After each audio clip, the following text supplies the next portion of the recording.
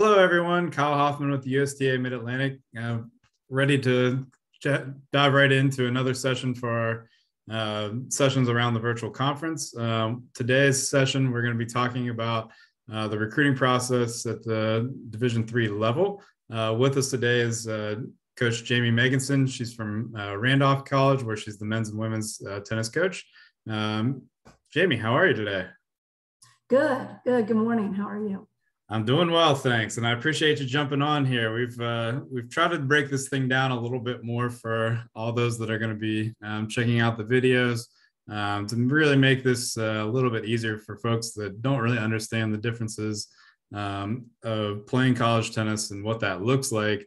So we're hoping that you can shine some light at the D3 level for us, and we've got a few questions for you if you're ready. Ready. Awesome. Well, first and foremost, tell us a little bit about yourself and how you got started in playing tennis. Okay. Well, started playing tennis at 8 years old from Lexington, Kentucky. And I just always loved sports as a child. And it was actually my mom who got me into it. She didn't play a day of tennis in her life, but several of my friends in school were starting to play at the local club there in Lexington. And the moms, I'm just guessing, started to talk about it and asked my mom if Jamie wanted to join. And sure, my parents asked me. I said, yeah, of course, I want to play all sports. So, but yeah, since I was 8 years old, and probably the first memory my mom shared with me when I started playing tennis is I fell in love with it the very first lesson. And so, back then there's, the pro fed you and there's a line of you and you hit 3 or 4 balls and, four hands, and then you move to the back of the line.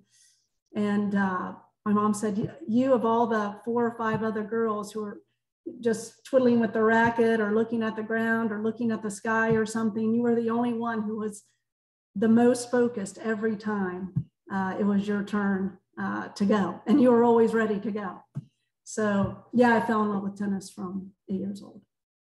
That's really cool, and I think a lot of folks probably watching this or probably have similar stories in terms of kind of that first love with the game, and however they were exposed to it. And it seems like a lot of folks exposed through parents. So always neat to see second, third generation tennis players come out of that. So we thank all those that are helping spread the love of tennis through their kids.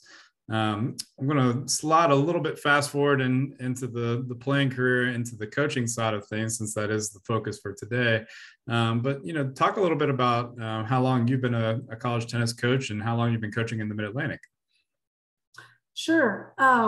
Okay, so I've been a head college coach since 1998. So what's the math? 23 years. Can't believe it. It's flown by. I went to Guilford College to play college tennis, which isn't in the Mid-Atlantic, but it's close by, North Carolina.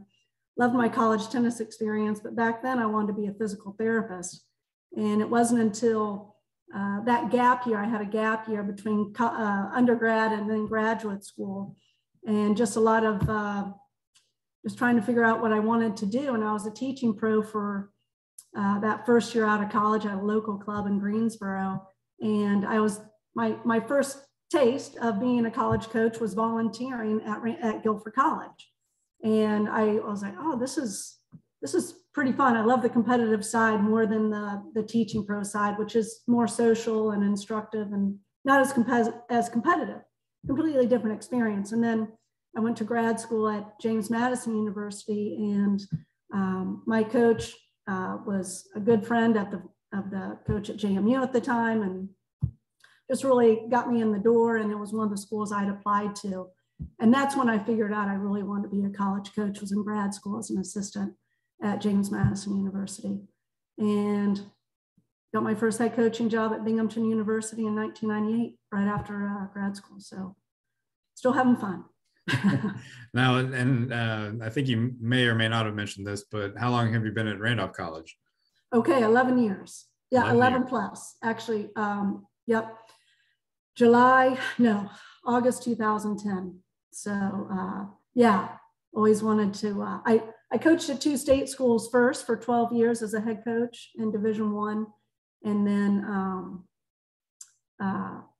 came to Division III. This is my husband's hometown, but also just always wanted to get back to a small school, and this opportunity presented itself. So we enjoy it here very much, personally and professionally. So awesome. And I know there's a lot of differences between state schools and private schools, and in terms of just the differences between those, we're going to probably get a little more into that here in just a minute. But one of the things, just kind of sticking with the coaching theme, and 23 years is quite a few years in the coaching piece for it. But are there any memories that stick out to you as a coach that you'd like to share? Oh, there's a lot. Well, I'll share two. I'll share two pretty quick. I'll try to keep these quick, and they are. I had two at the top of my mind with two of my female players from coaching here at Randolph College. And so here's the first one. So the first one is, when I started at Randolph College, there wasn't, the team was very inexperienced, and I had to really reach out to the campus community to find players to fill the roster. My second year with my first recruiting class, had a handful of high school experienced players coming in. And, but one young lady, I don't think she would mind me mentioning her name because this is a great story, but her name is Danielle. And she's international, and she just asked me, she said, "Coach, I'd really like to get involved in something else on campus. And I think, I played recreationally growing up, and, would you give me a chance to join the team?" And we sat, we talked a couple of times, and it sounded like she wanted to be committed and really improve her game and so forth. And so it worked out, and she joined. And her first year was, she had to learn a lot of the basics, the technique, and what it meant to be committed to a college team. And that was a bit of an eye opener to her. And, but it really, I don't want to say she fought the hard work aspect, but she had to learn how to work hard. And the part that was natural for her was being a great teammate. And the next year, her sophomore year, that's the year where she really took a deep dive into being just an exceptional team leader, because we didn't have any upperclassmen that year. And so she was the one that, she absolutely was not the most competitive on the team. She actually was not competitive at all. She just wanted to be with the girls. She just wanted to help the team and learn how to play tennis and have some fun, And anyway, by the end of the fall of her sophomore year, we're selecting team captains, and she's the one who stands out to me and my assistant coach. And it empowered her immensely. She changed night and day from the moment she was selected team captain. One of the only times I've ever seen an athlete learn how to be, or a person, I should say, a student athlete, at least in the tennis world, learn how to become competitive. Usually it's innate, but she learned how to be competitive, not so much for her love of the game, but her love was for the team, not necessarily for tennis.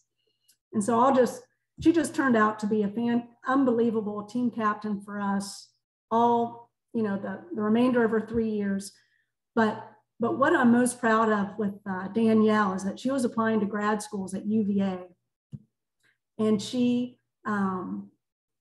told me the story. But what drew the attention of the evaluator, or the professor, I guess, who was looking for grad assistants in his program, I'm pretty certain it was a male professor at UVA, saw her experience as a college player and a 3-time captain. And she was never all ODAC, but she had all the leadership background and all the involvement at the division at Randolph College. But it was the leadership and the commitment for 4 years to a Division III program where you're not paid a cent, that put her application at the top of the pile, and then she took it from there when she got the interview. And anyway, she's just blossomed ever since. She hated fitness testing, you know, running on the track, and then she found herself after graduation wanting to keep up the running. So that's just another aspect of something that carried over that, you know, empowered her, and just one of many success stories. That one was a little bit lengthy,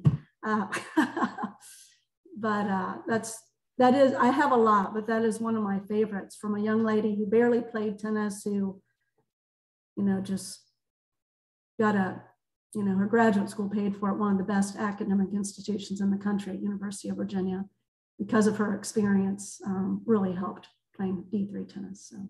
Well, and I think that's a couple of key things you pointed out there too, is, you know, she was one that not necessarily picked the school because of the athletic side. And I do think that you see for a lot of students this day and age too, is that they're only looking at the athletic piece, but let's be honest, not everybody's gonna become a professional tennis player when they're done after their years in college. So, you know, looking at the next steps, but it sounds like in Danielle's case, you know, she learned a lot of life skills out of being a walk onto the program, and you know, learning a lot about herself. And sounds like there's some things that she's even doing today that kind of came out of from that experience. And I would urge a lot of the parents and players that are, you know, viewing this, that, you know, understand too that not always is that first piece going to be the athletic side as your choice with it when you're choosing a major and choosing a profession, but, you know, also what do you want to get out of that experience? And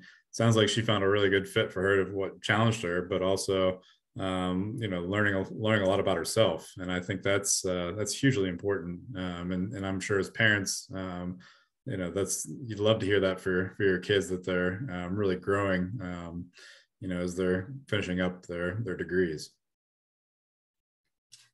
I think it really taught her that she could accomplish so many things that she never thought she'd be able to accomplish. It just empowered her, and also all of her experiences at our college, but it's something that she shared with me. So yeah, lots of life skills that come from playing collegiate sports. So I'm going to slide over into just kind of the beginning of the recruiting process, but just you know, you might have not necessarily a Danielle, but just a junior player or a parent that might be you know, getting started, doesn't really understand the differences between that, but just what advice would you give a parent or a player that's kind of beginning that recruiting process? Well, what really stands out to me is when a 16-year-old or 17-year-old player sends me an email, a very personalized email, that I love that. I'm drawn to it right away. Whether it's a junior, usually it's, you know, a junior that's going to write first, but sometimes at the D3 level, you also get sophomores, of course, and then seniors too, that, you know, are just starting their search, you know, just starting a little bit late.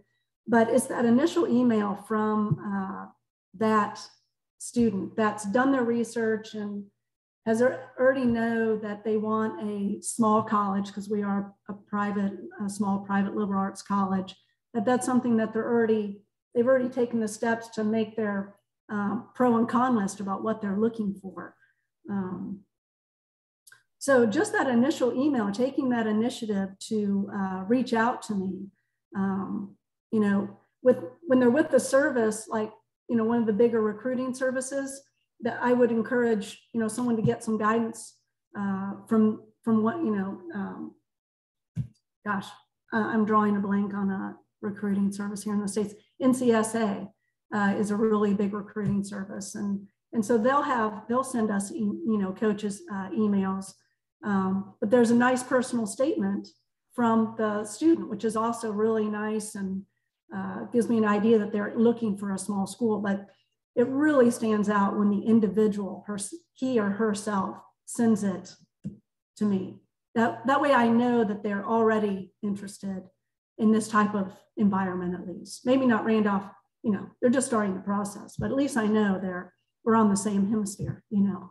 Well, and that's a really important piece of when you're talking first steps, is that talking about the type of school, you know, whether it's the population size or the city size or the classroom size. You know, if you're, in your case, you know, if they're looking for a huge school, big city, you know, type atmosphere, that might not be the best fit for you, and it may not be even a conversation that you even want to dive into, because you're just not on the same page with that. It's one thing if the student doesn't really know, but having that general sense, having that talk with your family and seeing what's best for that, and then starting to target schools around that is a great first step with it, because like you mentioned, you know, that first impression is huge in terms of, you know, that your interest level and getting a sense of what type of student, you know, it's going to be, because you're going to spend a lot of time with that player. So yeah, I think that's great advice for parents and players that are kind of beginning this journey of, you know, just identifying what it is that you're even really looking for from an environment standpoint. And then, oh, sorry, you wanted to say something else, Jamie? Well, I just wanted to say, in addition to that, something that also, if you're really uncertain about, you're not even that certain about, you know, Randolph College or, you know, Washington and Lee, that's just another school, another college, university that's in our conference, but have your coach. You know, your coach can also help you, your high school coach, if they have a really good tennis background. Because I'll receive emails from coaches quite frequently too, with a list of players that are starting the recruiting process that think they would be a good fit for Division III. That's another way. If you're really uncertain, then ask your private coach, your high school coach, to see if they can be of some guidance to you. And that's another way to get the ball rolling if you're really uncertain, you know, about what direction to take. And that's another big thing that you're going to be hearing lots and lots of in the coming months and years, is that you know, high school coaches that are watching these videos, and you know, the private coaches that are working with the players as well, understand your importance in all of this. I mean, you all play a huge role in not just the development of the player, but also the recruiting process for them. I know for a lot of high school coaches, they try to build the relationships with the college coaches as well, just because it's the pipeline, you know, for them, and, you know, having those introductions for it. And I would think as a college coach, you know, you all are much more open to picking up the phone for a high school coach that you've worked with in the past, that kind of knows what you're looking for, to have that recommendation, because you have that relationship with them, and that's really key. And so one of the things, you know, you've been on a couple different sides of the spectrum from the coaching side of it, but what are some of the main differences you see and look for from players that are looking to play Division III? Well, the number one thing I've always looked for, but is a good person. That's the number one thing I look for. And then so for Division III, it's, you know, it is much more of a balance. You really are a student athlete, and it gives you the opportunity to get involved in depth in something else on campus, another organization on campus. It also gives you the opportunity, if you want to be a dual sport athlete, you know, and the coaches are both open to it, it's pretty common in Division III athletics to have dual athletes. I've had many over my 11 years here. So yeah, sorry, I think I went off a tangent. Could you repeat the question for me real quick? Sure. It's just the main differences for a player looking to play Division III. Yeah, they're looking for that balance. You know, a lot of times they're looking for a smaller institution as well, and where academics, you know, is really the strength and the focus of their experience. So and that's absolutely true in Division III. So And I would assume, just to touch on as well, just talking about from the academic athletic standpoint of just kind of the differences between those and D1, D2. Well, it does depend on the coach. I mean, the season is just simply shorter in Division III, but it does depend on the coach. You know, if they implement study hall or, you know, academic meetings, which I always did at every level. But I think for Division III, the travel is less. You know, for me, I try to put all the matches on weekends where, you know, they're not having class conflicts.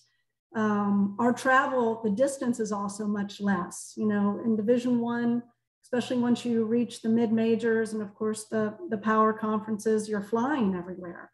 And so just that takes a lot of time with the travel and missing class. But on average, we travel 1 to 2 hours, you know, to our match. And on top of that, I work hard. And I think a lot of Division III coaches work hard at, you know, minimizing class misses by scheduling on the weekends or, you know, maybe on a Friday.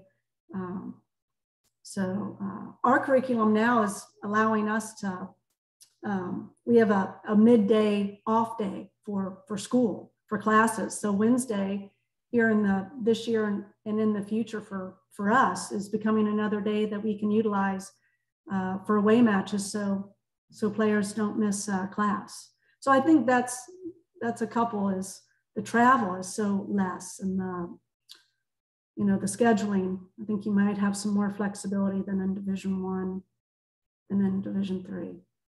And also you have less competition days that you're allowed. How many are there? In Division III, there's 20. You're allowed 20 competition dates. Division I, it was 25. I think it's the same, but I've been gone a while. So yeah, and no, for Division II, it's 25 competition dates. Okay. Yeah, and I think another thing too that we're kind of getting at with this is that understand that there is a lot of emphasis on academic for that. So, you know, if you're not sure what your athletic piece will be in terms of getting scholarship, understand that it may be packaged. It's going to be packaged more on the academic side necessarily than giving out athletic scholarships at that Division III level. So, solely it's academic in Division III. Yeah, athletics doesn't have anything to do with the right. So keep that in mind when you're talking about that with a Division III coach. That don't expect that kind of tag in from the athletic standpoint. That's not going to happen. So just to kind of clarify that for perspective of some of the differences, and then of course. You know, for every player, whether that's the first email to just kind of some of the follow-ups to the coach, you know, what advice would you give a player that's looking to make themselves more recruitable and get that attention to the coach? Well, if the coach hasn't gotten back to you just because maybe they're busy in their season or they've been out of town or whatever, be persistent. Don't give up, you know, send them a second email as a follow-up, and then if that doesn't work and you really are interested in that school, give the coach a phone call. That absolutely will make you stand out if you call and leave a voicemail to a coach that just simply is just trying to circle back around to the emails that he or she has missed. But be persistent. You know, that really stands out to me when someone is persistent. And also, I always, if I do miss an email, I'm like, oh my goodness, I didn't mean to, you know. So persistent, and also there are some like tennisrecruiting.net is a company that you can sign up for as a junior player that gives you exposure, and it's very affordable. I don't know what the cost is, but majority of college coaches are on tennisrecruiting.net. And it gives you the ability, because you'll be listed. And also I encourage you to put in your contact information and really fill out your bio, put in a video clip. When you do email a coach, send a YouTube link of yourself playing just for like 5 minutes, all the shots and play some points, tell them your tournament schedule, for the summer or whatever's coming up. But tennisrecruiting.net is a really good way to get exposure, because most college coaches are using that. And that's how we can get your contact information. Because that's something that's been a struggle for me, is finding American players, because we can't find their contact information. But if you sign up with tennisrecruiting.net, it's very helpful for us to send you our information so you can research us too. And I will say that I heard a couple of experiences where players have not updated their contact information and they've lost some recruiting opportunity because coaches have reached out to, inaccurate information. And, that's really made it difficult to tag in with the players. So, yeah. And check your email, because coaches, coaches are writing you. Also, I think college showcases for Division III, they've been really great recruiting sources for me as a Division III coach, college showcases. So those I really look for domestically and internationally, because we have a blend of players on our team. Yeah, and I think if you're not doing some of these things currently, for the parents here, for the players, definitely some things that you want to check out, just because, don't just put all your resources in one area, because you might be limiting to a certain group that maybe not everybody's participating in. And if you're looking for a broader reach and wanting to be more recruited, you definitely want to make sure that you've got a couple avenues for people to be able to find you and be able to connect with you. This is really helpful advice, Jamie. And, I always like to kind of end these segments on something a little more on the fun side, but tell us in 3 words how you describe tennis in the Mid-Atlantic. Okay, so I was thinking about this. So number 1 for me was family. So whenever I go to a Mid-Atlantic showcase, or I go to a tournament or any event, I just see the support of the family around the player in a very positive way. So family. And I also think that's the section itself, the administration, that's the feel you give me when I call for help, because I call for help sometimes. Opportunity is number 2. I think you, as a section, reach out in a lot of different levels of tennis, from the little kiddos at 4 or 5 years old all the way through adult. Just opportunity seems to be vast, a lot more than when I was growing up. Junior team tennis, I wish that's something we would have had. And then this is 2 words, but it's number 3, is grassroots. I think the section is, because I'm in Virginia, I'm around it a lot. I just think it's getting out to the local club, and the clubs are really pushing the philosophies of the USTA, specifically the Mid-Atlantic section, the programming. So grassroots is my 3rd. Family, awesome. Opportunity, grassroots. Awesome. Well, and one of the things we're really trying hard at the section is just really trying to have those different opportunities for everybody to not only be able to participate, but to be able to get involved. And always good to hear that we're making an impact, and you guys are seeing that at the grassroots levels and out in the different areas of the section. But that being said, Jamie, thank you very much for participating today, for giving some insight on the what it's like at the Division III level. Thank you everybody for your time for watching today. If you haven't, make sure you guys check out the Coach Resource Library for more videos, and our USTA Mid-Atlantic YouTube page. Thanks everyone, and we'll have another video session soon.